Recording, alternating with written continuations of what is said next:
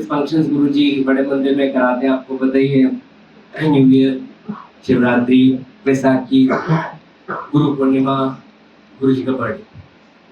तो हम लोग इकट्ठे ही जाते थे, सुरेंद्र जी, गौतम, हम लोग बहुत खुश होते थे जब निकलते थे। और जैसे अंकल ने बोला कि जब तक घर से निकलो और घर तक पहुंचो वो साथ रहते हैं, और यही होता था।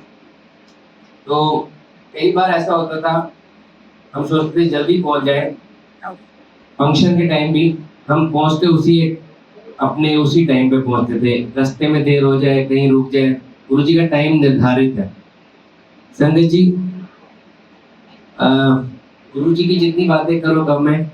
इनफैक्ट आज जो सत्संग हमने सुने हैं सबने, वो हम हमेशा नहीं सुनते।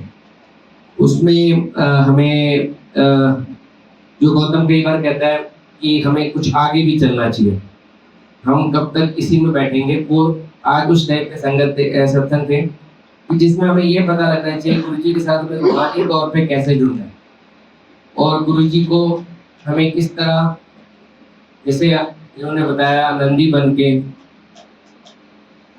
वो बहुत बड़ी बात है। इनफैक्ट गुरुजी की जो पूजा है, अर्चना है, गुरुजी का जो प्यार है, हर किसी का अपना एक स्टाइल। गुरुजी किस चीज से खुश होंगे, किस चीज से नहीं होंगे, ये समझ पाना मुश्किल है। मेरी जर्नी रही है 2099 में, 25 साल हो गए मैंने दर्शन किए थे गुरुजी के एम्पायर स्टेट में। आज तक समझ नहीं पाया मैं कि गुरुजी हमसे एग्जैक्टली और क्या क्या करवाएंगे या करवाना चाहते हैं। क्योंकि एक बात तो जो मैंने गुरुजी के मुख से सुनी 3-4 बार, कोई बंदा नहीं बनता, बंदा बनो, ये उनके मुंह से सुनी है मैंने। क्योंकि जब डुगरी में मंदिर बनने की बात हुई, है हॉस्पिटल बनने की बात हुई थी, तो गुरुजी ने, मैंने गुरुजी से एक दिन बात कर रहा था, सेटी पे बैठे हुए थे, तो ऐसी बात हो रही थी कि वहाँ पे हॉस्पिटल गुरुजी पूरे फालतू में जो जानते सिटी थे हमारे, गरीबों और पैसे ना ले। तो गुरुजी was very sympathetic and empathetic towards poor people। मैंने जो गुरुजी से सीखा है, गुरुजी के पुराने लोगों ने भी कई बार ये बातें करी हैं कि गुरुजी कई बार रात को ऐसी ऐसी जगह चले जाते थे, गरीबों के घर। क्योंकि गुरुजी कहते थे कि मेरे पास जो बैठे हैं ना, इनके पास सब कुछ है, इनका, ये मेरे पास बैठे भी रहेंगे ना, इनको अपना अगले दिन की फिक्र नहीं है, इनको महीनों की फिक्र नहीं है। लेकिन मैं अगर, कई लोग कहते हैं ना हमने गुरुजी के पास सिर्फ एलीट लोग देखे या मिडिल क्लास या अपर मिडिल क्लास, तो उसका रीज़न गुरुजी ने दिया था एक अंकल को, आंटी को, कि भाई मैं उनको नहीं बुलाता रोज़ रोज़, या उनको कि जो अपना सब कुछ छोड़ के मेरे पास बैठ रहे हैं, उनके पास मैं खुद ही चले जाता हूँ। तो गुरुजी ने मुझे साक्षात बोला, तू गरीबों से पैसे ना लें। एंड द वर्ड वॉज गरीब, गरीबों से पैसे ना लें। जो मेरी भक्ति है, जो हर किसी की भक्ति अच्छी है, हर किसी की भक्ति को समर्पण है। कोई भक्ति करता है मौन होकर, कोई भक्ति करता है चिल्ला चिल्ला कर, कोई भक्ति करता है अपने कर्म से। शायद मेरे को गुरुजी ने कभी नहीं बोला तू शिव पुराण पढ़, तू ये पाठ कर। जबकि मैं कईयों को ले गया, एक अंकल है सरदार जी, उनको मैं ले गया, नाम नहीं लूँगा। गुरुजी ने उनको एक पंजाबी का पाठ बोला, उन्होंने इतना ही पूछा, गुरुजी दोबारा बता। गुरुजी कहते सरदारों की समझ नहीं आती, एक लाइन, और बहुत बुरी तरह डांटा। फिर साथ वाले अंकल ने बताया गुरुजी ने ये पाठ करने को बोला। तो मुझे नहीं बोला संगत जी कभी भी। कई बार मैं, गौतम को पता है, कई बार खड़ा रहता था, गुरुजी ने कभी नहीं बोला। हाँ, गुरुजी ने जिस तरह बोला कि गरीबों से पैसे ना लें, या इस तरह की बात करी। या एक बार ड्रीम में आकर गुरुजी ने, जैसे आपको पता है, एक गाय माता का एक्सीडेंट देखा था मैंने, 2004 की बात होगी या 3 की। तो मैं कसौली जा रहा था अपने फ्रेंड्स के साथ, मैंने देखा कि बहुत लोग खड़े हुए हैं, हम भी खड़े हो गए। गाय माता की बिल्कुल आंख टिमटिमा रही थी। मैं पहुंच गया कसोली, एंजॉय किया, रात को आके सो गया। तो रात को गुरुजी सपने में आए। मेरी ज़िंदगी में गुरुजी सपने में बहुत कम आए हैं, क्या 3 या 4 बार आए होंगे, और वो काफ़ी एक डिफरेंट इंस्टेंस रहे हैं। उनमें 1-2 सपने में ही मैं जिक्र करता हूँ, 1-2 सपने बहुत पर्सनल है। तो उन्होंने, गुरुजी ने बस इतना बोला, तूने अच्छा नहीं किया, और मुझे वो गाय की आंख दिख रही थी सपने में, तूने अच्छा नहीं किया। मैं उठा, मैं फिर भी तैयार होने लग गया जाने के लिए अपने क्लिनिक वगैरह, लेकिन ना मैंने सोच रहा था मैंने क्या अच्छा नहीं किया। मैं तो रुका था, मैं तो देख रहा था, वो तो सभी लोग खड़े थे, कम से कम 150 लोग खड़े होंगे। पता नहीं मेरे मन में क्या गुरुजी ने डाला, मैंने गाड़ी उठाई, अकेले वो कसौली के रास्ते में, अपनी क्लिनिक नहीं गया, मैं चलने, आई वॉज अनमैरिड, मैं किसी को क्या बोलना, मैं चला गया अपना। जब पहुंचा तो मैंने देखा गाय हैं, कोई आदमी नहीं खड़ा। मैंने कहा शायद डेथ हो गई। मैं उतर के, चलो मैं इतनी दूर आया हूँ, एक बार उतर के देख लेता हूँ। मैंने उतर देखा, आँख वैसे ही टिमटिमा रही। अब मैंने कहा ये तो वही सपने में देखा मैं, वही आँख है। और गुरुजी ने कहा तुमने चंगा नहीं किया, मैं क्या करूँ, मेरे को तो पता ही नहीं है क्या करना है क्या नहीं करना है। मैं बचपन से इस तरह का मैंने कभी किया नहीं था, कभी नहीं किया था। अब मैं खड़ा हो गया, जैसे आई वॉज थिंकिंग, एक बंदा आया, 2 बंदे आए, 5 आए। हमने कहा देखो इसको कुछ तो करना है। अब मेरे गुरुजी का ऑर्डर है, ऐसे सपने में तो आते नहीं रोज रोज। गुरुजी खुद कहते थे सपना लेके तो दिखाओ मेरा, मैं खुद चाहूँगा तो ही आऊँगा, कोई खुद नहीं ले सकता मेरा सपना।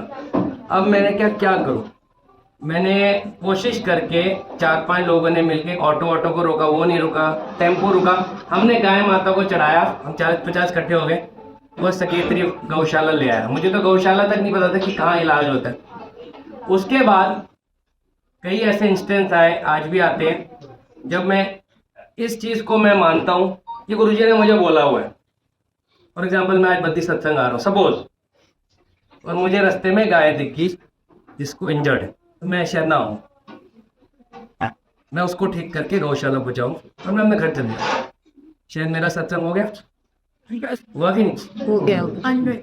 हुआ कि नहीं? अगर मैंने किसी मंदिर में जाके सुबह से रात तक पूजा नहीं की और मैंने किसी गरीब का इलाज फ्री कर दिया, मेरा सत्संग हुआ क्या? मैं गुरुजी मर के जाऊंगा तो वो मुझे कहेंगे नहीं कि चल तेरा काम हुआ, तेरे को मैंने ये बोला। हो सकता है किसी को गुरुजी ने पाठ करने को बोला हो और वो गलत काम करता हो, उसका पाठ से उसका दिमाग शांत होकर वो अच्छे काम में लगे। और कईयों को पाठ की लोड़ ही नहीं है, कईयों को ये गुरुजी के सिस्टम है। कई लोग मेरे से बोलते हैं, संगत जी मेरे को फ़ोन भी आते हैं कि गुरुजी ने आपके पापा को, मेरे पापा को एक बार मणिपाल में परेशान था, गुरुजी ने कुछ बहाने को बोला था। तो उन्होंने मेरे से एक बार पूछा, रिसेंटली बात है, आपके फादर सत्संग करते हैं कि क्या क्या बहाने को बोला था, कितने किलो क्या क्या। मैंने कहा अंकल से, मैंने कहा अंकल चलो जो भी बोला हो वो मेरे लिए था ना।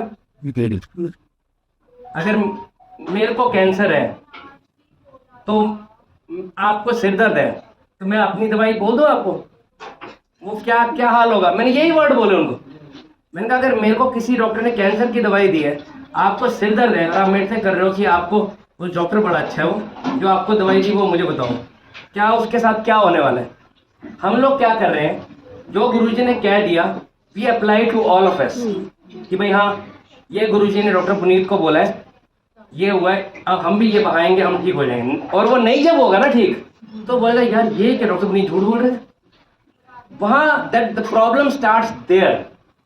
हम जितनी सत्संग गुरुजी के लाइट ऑफ डिग्निटी में पढ़ते हैं, हम जितने सत्संग गुरुजी के यूट्यूब में सुनते हैं, हम जितने सत्संग मेरे मुख से आप लोगों ने सुने हैं, जो जो उपाय जिसको गुरुजी ने बोले हैं वो उसके लिए है।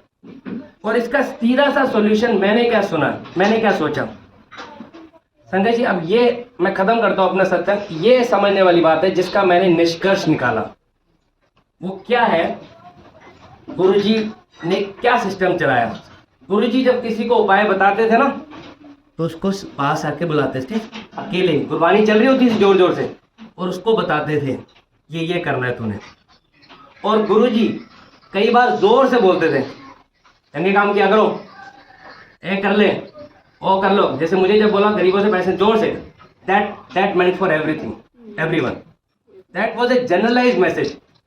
So the difference between a localized message and a generalized message.